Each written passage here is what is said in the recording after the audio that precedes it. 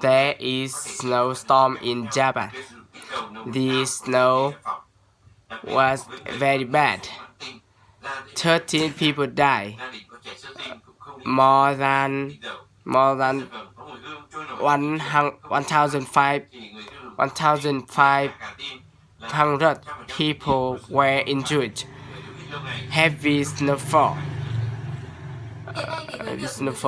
13 inches, 33 centimeters of snow. Snow on an area hit by the tsunami in 2011. Some were unable to work. Very many flights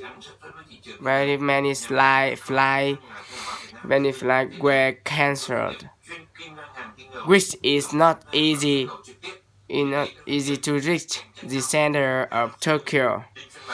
Strong wind demand power nights. More than 20,000 houses have no electricity. The weather will get better.